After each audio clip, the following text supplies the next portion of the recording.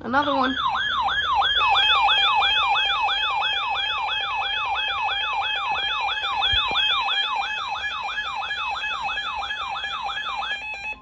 The National Weather Service in Melbourne has issued a severe thunderstorm warning for eastern Osceola County in east central Florida until 1:15 p.m. Eastern Daylight Time.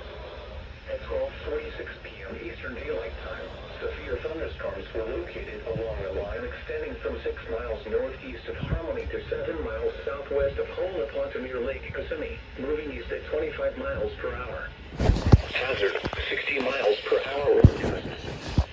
Source, radar indicated. Impact, expects damage to roof.